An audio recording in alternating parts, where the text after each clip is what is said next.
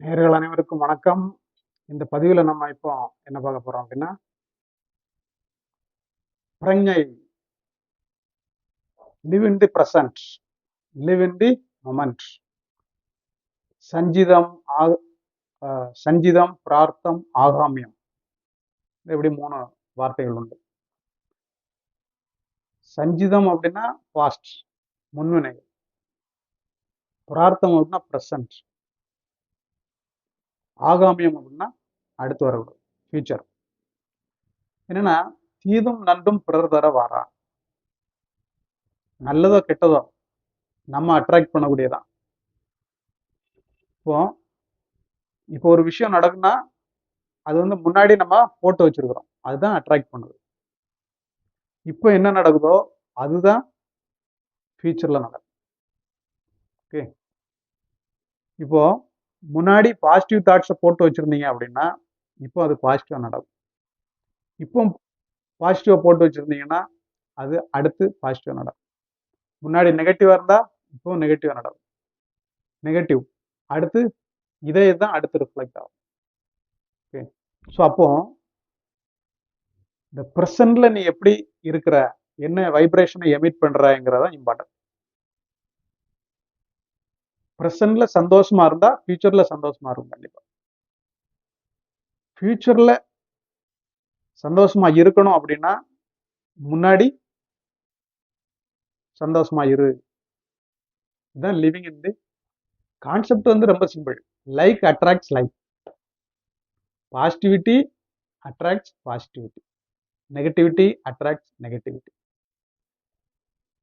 நம்ம எவ்வளவு பெரிய பிரச்சனைகள் இருந்தாலும் நம்ம அதை சந்தோஷமா ஒரு நிறைவோட இருந்து அந்த ஃபீலிங்கை வெளிப்படுத்தணும் அப்படின்னா அந்த பிரச்சனைகள் கொஞ்சம் கொஞ்சமா விலக ஆரம்பிக்கும். கண்டிப்பா இதுதான் ஆப்டிமிஸ்டிக்கா இருக்கிறது. ஸோ பாசிட்டிவா இரு அப்படின்னா ஆப்டிமிஸ்டிக்கா இரு. ஆப்டிமிஸ்டிக்கா நடக்குங்கிறத நம்பு. அப்போ ஒரு சந்தோஷம் பிறகும்.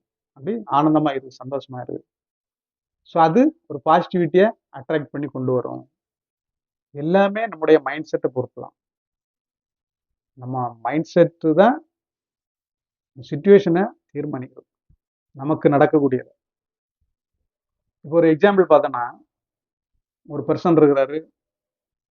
அவருக்கு நாளைக்கு டெட்லைன், லாஸ்ட் டேட்டு பணம் கட்டணும், லோன் அடைக்கணும். அந்த அமௌண்ட்டை நாளைக்கு அடைக்கலைன்னா இந்த ஃபினான்ஸில் வாங்கின ஒரு வண்டியை தூக்கிட்டு போயிடுவாங்க. ஓகே. ஒரு வண்டி மேலே அவ்வளோ உயிர். ஸோ அப்போ யோசிச்சுக்கிட்டே இருக்காரு. 10 மணில இருந்து யோசிச்சுட்டே இருக்காரு. 11 மணிக்கு அவருக்கு கிளாஸ்மேட், ரொம்ப காலத்துக்கு முன்னாடி உள்ள ஃப்ரெண்டு, 10-15 வருஷம் ஆச்சு பார்த்து. அவர் திடீர்னு வெளியிருந்து வராரு. திடீர்னு பார்க்குறப்பல அவரும் இவரை பார்த்துட்டாப்புல. ரொம்ப சந்தோஷம், குதூகலம். ரொம்ப வருஷம் கழிச்சு பார்க்குறதுன்ட்டு 2 பேரும் ரொம்ப சந்தோஷமா ஆனந்தமாயிட்டாங்க. Mind set ஆனந்தமாயிடுச்சு. அப்புறம் போறாப்புல 11 மணிக்கு போயிட்டு வேற வேற ரெஸ்டாரண்ட்டுக்கு போய் நல்லா சாப்பிட்டு அப்புறம் ஒரு 2 மணிக்கு வெளியே வர்றாப்புல. ஸோ 11 to 2 எந்த கவலையும் இல்லாம மைண்ட் செட் ஆனந்தமா இருந்து அந்த அவ்வளவு நேரத்தையும் ஆனந்தமா கழிச்சிட்டார் இந்த ஃப்ரெண்டு. இப்போ அந்த அப்புறம் அந்த ஃப்ரெண்டு போயிட்டாப்புல. ஒரு ரெஸ்டாரண்ட் விட்டு வெளியே கிளம்பி வரும்போது கொஞ்சம் கொஞ்சமா பழைய அந்த நாளைக்கு உள்ள அந்த லோன், அந்த பிரச்சனை அப்படி மைண்டு உள்ள அப்படி லைட்டா வரும். ஸோ அப்புறம் என்ன நடக்கும்?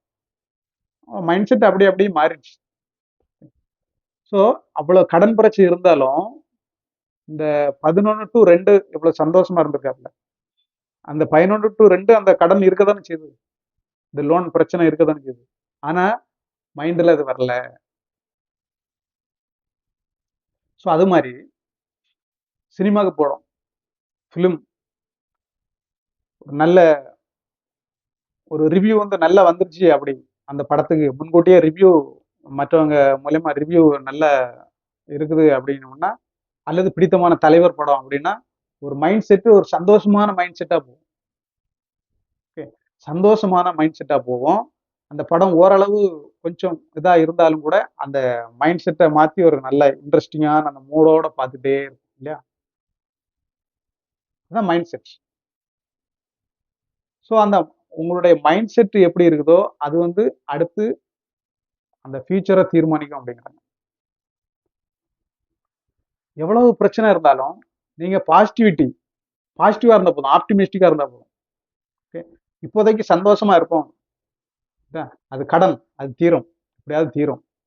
அப்படி அந்த ஒரு ரிசல்ட்டை மனசுல கொண்டு வந்துடணும். அந்த மைண்ட் செட், அந்த ஆயிரும், சரியாயிரும், கரெக்ட் ஆயிரும் அப்படிங்கக்கூடிய ஒரு பாசிட்டிவான மைண்ட் செட்டை நம்ம கொண்டு வந்துட்டோம் அப்படின்னா இந்த கணம் சந்தோஷமாயிரும். ஸோ இந்த கணம் சந்தோஷமாயிட்டு அப்படின்னா இதே தான் திரும்ப ரிஃப்ளெக்ட் ஆகணும் அடுத்து ஃபியூச்சர்ல. ஓகே, இதே சந்தோஷமான கணம் திரும்ப வரணும்.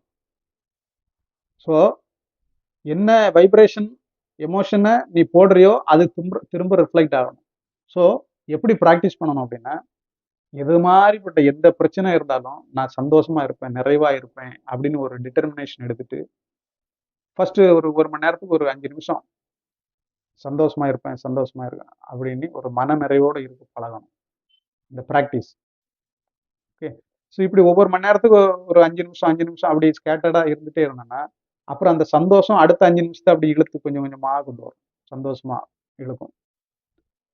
இப்போ அந்த 10 நிமிஷம் அடுத்த ஒரு 5 நிமிஷம் அப்படி அடுத்த 10 நிமிஷம் அப்படி சந்தோஷமா இழுத்து கொண்டு வரும்.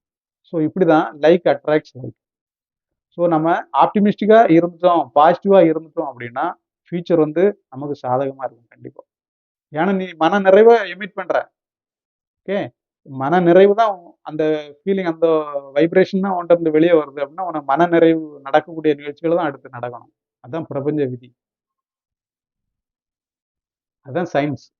ஸோ இந்த நாலேஜ் நமக்கு இல்லாததுனால ஸ்டார்டிங் ட்ரபிளா இருக்குது, நம்பிக்கையே இல்லாம இருக்குது. அது எப்படிடா சந்தோஷமா இருக்குது, அவ்வளவு கடன் இருக்கு, இவ்வளவு பிரச்சனைகள் இருக்கு. கண்டிப்பா பிரச்சனைகள் இருக்கும், டிப்ரெஷன் முதல்ல இருக்கதான் செய்யும் கண்டிப்பா. ஆனா இந்த ஒரு நாலேஜை வளர்த்துக்கிட்டோம்னா ஒரு கான்பிடன்ஸ் வரும். இல்ல ஃபர்ஸ்ட் இருந்து பார்ப்போம், இருப்போம் அப்படி ஒரு நம்பிக்கை வரும், ஒரு டிட்டர்மினேஷன் வரும். அது வந்துருச்சுன்னா அதுதான் ஆழ்மனதனுடைய சக்தி.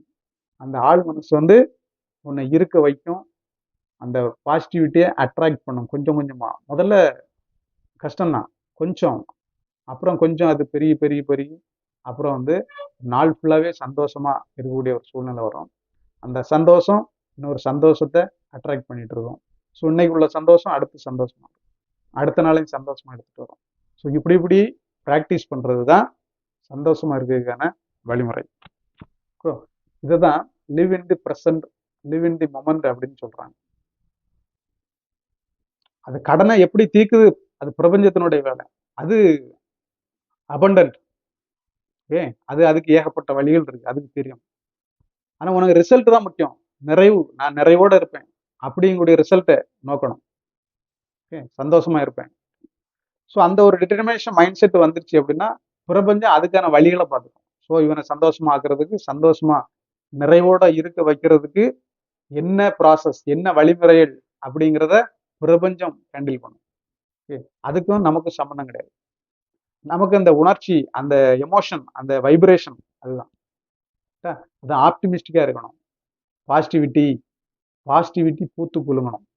நம்ம மைண்ட் செட்ல, நம்ம மைண்ட்ல பாசிட்டிவிட்டி, அபண்டன்ஸ் பூத்து குலுங்கணும், பழங்கள் பழுத்து தொங்கணும்.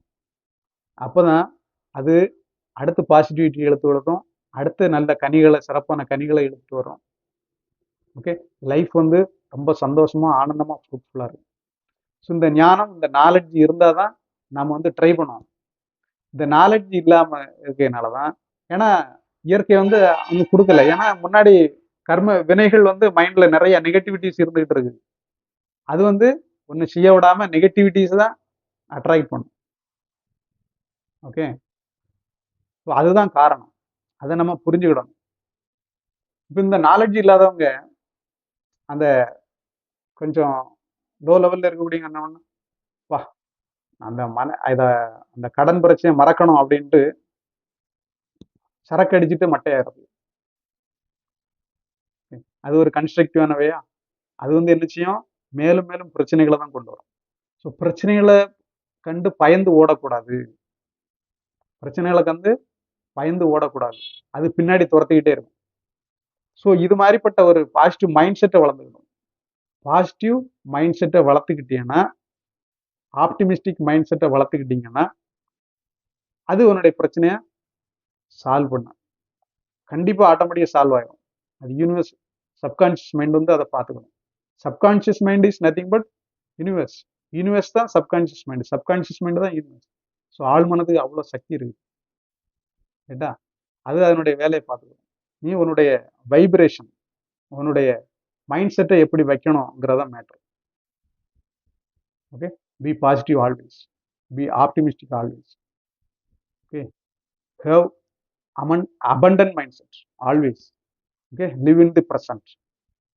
Okay, இந்த பதிவை இதோட சப்ஸ்கிரைப் பண்ணாதவங்க சப்ஸ்கிரைப் பண்ணிடுறோம். தேங்க்ஸ், நன்றி.